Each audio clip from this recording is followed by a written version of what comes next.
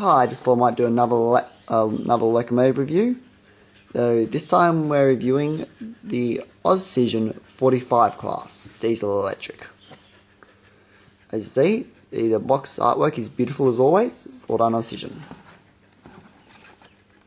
This loco is in day-to-day operation on my layout, so again I've just packed things up to how you'll find them when you open the original box. The paperwork again. Features, service, safety notes, etc. Exploder diagram, just in case you need to order some spare parts. And this one is missing something. I've just got to get around to ordering it. So you take that thing off. Here she is.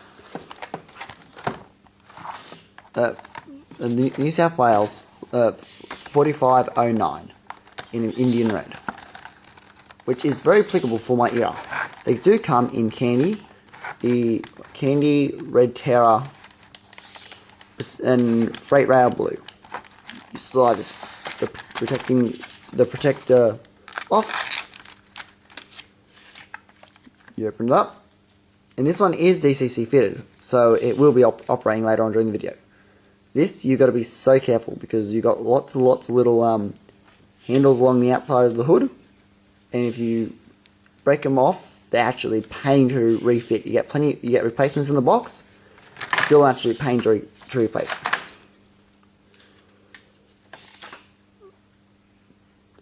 Now, the New South Wales 45 class were a long hood version of the New South Wales 44 class, which is an Alco World Series diesel. These diesels were built, I think, in 1960. Don't quote me on that. Pretty much for mainline freight. They are quite a powerful diesel. But apparently they had drafty cabs and a bit rough riding. Later on, these were rebuilt into 35 class diesels, which had a number of improvements, including new cabs to avoid the drafts. So anyway, onto the model. This is a very beautiful model as always from Auscision. It comes with these little hard foam inserts, which are there to stop the handrails getting crushed during shipment. Just get these out. These handrails, from what I can figure out, are metal, which is a good point. Sprung buffer diaphragms. Beautiful bogies. There's a little chain on the bogie. I assume that's to stop the bogie from going too sharp.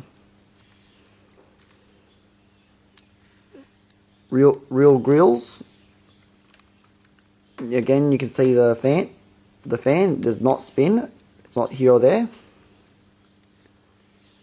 This does have operating marker lights.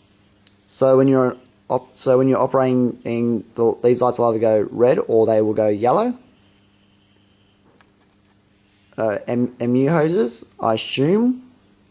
I do remember when I was just young. We used to live up on the north coast. We were up against the north coast main line.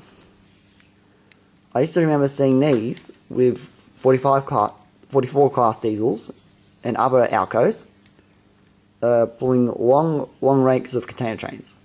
By then it was in Pacific National, in freight rail blue, and looking very worse for wear. This was in the early 1990s. You have a fully detailed cab on both sides. You have a little Goodwin & Co. builder's plate. This is the other side, which on the reverse side, I'm missing that bit. Got the air tanks, fuel tank.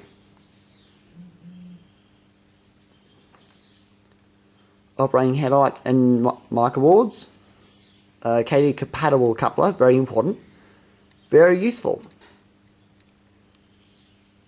And the underside. Here you have the master controls for if you're running it as a DC model.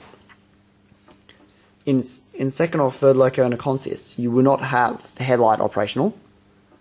and very likely you not have the marker lights operational. So for those people running DC, you can master control lights on or off. These models retail for about roughly, give or take, I think about $330 to $320. The model itself is mostly out of stock right now from Auscision website. What's left is candies. For many people who may not know, I do not like candy livery. In my opinion, a guy asked me if I was interested in getting one. I was like, no, ew. Also, I think I missed this, but this also has reverse mirrors on the outside, the handrails and everything. I'll restart this video when I get running.